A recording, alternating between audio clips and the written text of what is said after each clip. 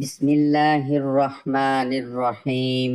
ہم بستری کے دو ایسے زبردست طریقے جس کو قرآن مجید اور حدیث نے بہت پسند کیا، حتیٰ کہ عورت کو بھی بہت پسند ہے۔ ہر مسلمان مرد اور عورت کو یہ ضرور معلوم ہونا چاہیے کہ مزید معلومات جاننے کے لیے ویڈیو کو آخر تک ضرور دیکھیے گا۔ محترم ناظرین، بیوی سے ہم بستری کرنے کا اسلامک طریقہ۔ میاں بیوی کے تعلق سے کچھ ایسے مسائل ہیں جن کا جاننا بہت ضروری ہے۔ شادی سے پہلے میاں بیوی اور اولاد کے حقوق کے مسائل سیکھنا فرض ہے۔ حضرت سیدنا جنید بغدادی رحمت اللہ علیہ فرماتے ہیں کہ انسان کو جمع کی ایسے ہی ضرورت ہے جیسے غذا کی، کیونکہ بیوی کی طہارت کا سبب ہے۔ حدیث پاک میں آتا ہے کہ جس طرح حرام صحبت پر گناہ ہے، اسی طرح جائز صحبت پر نیکیاں ہیں۔ شوہر جب بھی اپنی بیوی سے ہم بستری مباشرت کا ارادہ کرے، اور بالخصوص شادی کی پہلی رات اور اس کے بعد جب بھی شوہر کو چاہیے کہ ان آداب و طریقہ کار کے مطابق عمل کرے، انشاءاللہ شیطان مداخلت سے محفوظ رہیں گے اور نیک صالح اولاد پیدا ہوگی۔ مگر یاد رکھیے کہ سطر کھولنے سے پہلے ہم بستری کی دعا پڑھیں، اور سب سے بہتر ہے کہ جب کمرے میں داخل ہوں تب ہی بسم اللہ شریف پڑھ کر دایاں قدم اندر داخل کریں۔ اگر ہمیشہ ایسا کریں گے تو شیطان کمرے سے باہر ہی ٹھہر جائے گا، ورنہ وہ بھی آپ کے ساتھ شریک ہوگا۔ ناظرین، عورت کے اندر مرد کے مقابلے 100 گنا زیادہ شہوت ہے، مگر اس پر حیا کو مسلط کر دیا گیا ہے۔ تو اگر مرد جلدی فارغ ہو جائے تو فوری اپنی بیوی سے جدا نہ ہو، بلکہ کچھ دیر ٹھہرے پھر الگ ہو۔ جمع کے وقت کسی کا تصور کرنا بھی زنا ہے اور سخت گناہ ہے۔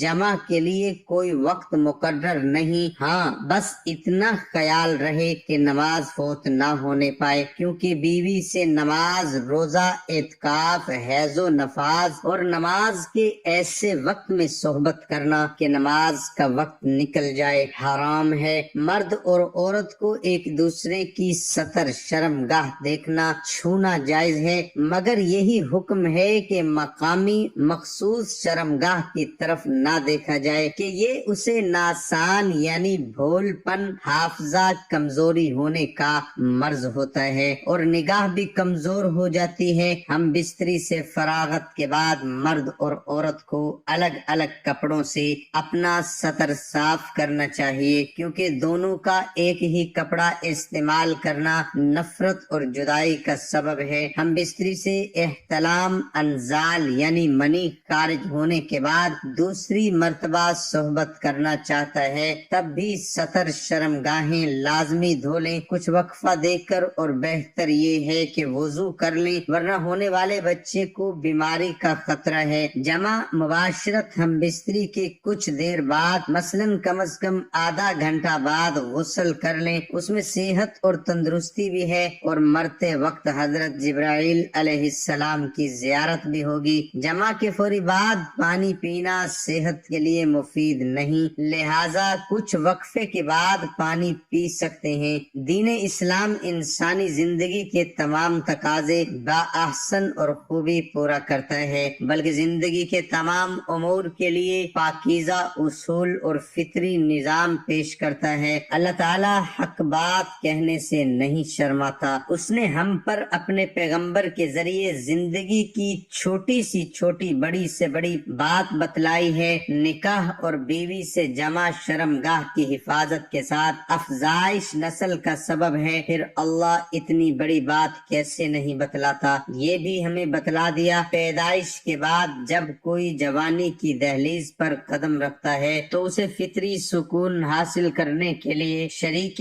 حیات کی ضرورت پیش آتی ہے۔ اسلام میں شریک حیات بنانے کے لیے نکاح کا پاکیزہ نظام پیش کیا گیا ہے۔ جس طرح اسلام نے نکاح کا پاکیزہ نظام دیا ہے، اسی طرح جمع جمع کے لیے بھی صاف ستھرے رہنا اصول دیے ہیں۔ ان اصولوں کی جانکاری مسلمان مرد اور عورت پر ضروری ہے۔ یہودیوں کا خیال تھا کہ بیوی کی اگلی شرمگاہ میں پیچھے سے جمع کرنے سے لڑکا بھینگا پیدا ہوگا۔ اللہ تعالیٰ کا فرمان ہے، ترجمہ، تمہاری بیویاں تمہاری کھیتیاں ہیں، لہٰذا تم اپنی کھیتیوں میں جدھر سے چاہو آؤ۔ اس آیت کا مطلب یہ ہے کہ بیوی کی اگلی شرمگاہ میں جس طرح سے چاہیں جمع کر سکتے ہیں۔ شوہر کے لیے بیوی کی اگلی شرمگاہ ہی حلال ہے اور پچھلی شرمگاہ میں وطنی کرنا حرام ہے۔ اس بات کو اللہ تعالیٰ نے اس آیت سے پہلے بیان کیا ہے۔ اللہ کا فرمان ہے، ترجمہ، آپ سے حیض کے بارے میں سوال کرتے ہیں، کہہ دیجئے کہ وہ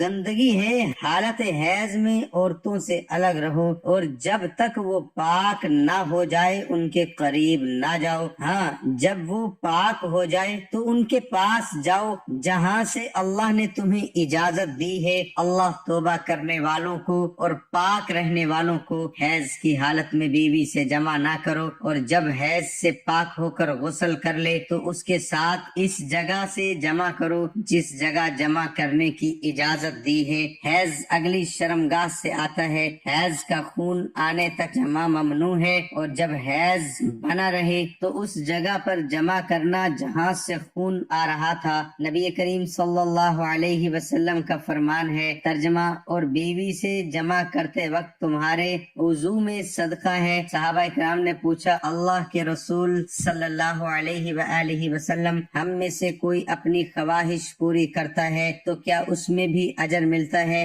آپ صلی اللہ علیہ وسلم نے فرمایا، بتاؤ، اگر یہ خواہش حرام جگہ پوری کرتا تو کیا اسے گناہ ہوتا؟ اسی طرح وہ اسے حلال جگہ پورا کرتا ہے تو اس کے لیے اجر ہے۔ ناظرین، قرآن اور حدیث میں بیوی کے ساتھ مستری کرنے کے دو ایسے طریقوں کو بیان کیا گیا ہے جس کو تقریباً عورت پسند کرتی ہے، اور اس کو قرآن نے بھی پسند کیا ہے، حدیث میں بھی پسند کیا گیا ہے۔ آئیے اب آپ کو دو ایسے طریقے بتاتے ہیں۔ قرآن پاک نے ہماری ہر موڑ پر رہنمائی کی ہے، اور ہم بستری کرنے پر بھی شریعت نے ہمارے بہت رہنمائی کی ہے۔ ناظرین، وہ دو طریقے آپ کو بتاتے ہیں۔ وہ دو طریقے کون سے ہیں؟ اللہ تعالیٰ قرآن پاک میں فرماتے ہیں، یہ وہ طریقے ہیں جو تقریباً ہر جاندار استعمال کرتا ہے۔ وہ طریقہ کیا ہے کہ عورت نیچے لیٹی ہو، شوہر اس کے اوپر ہو، اور شوہر حرکت کرے، اس کو قرآن پاک میں بیان کیا ہے۔ عورت نیچے لیٹ جائے اور شوہر اس کے اوپر ہو، اس طریقے سے بیوی کے ساتھ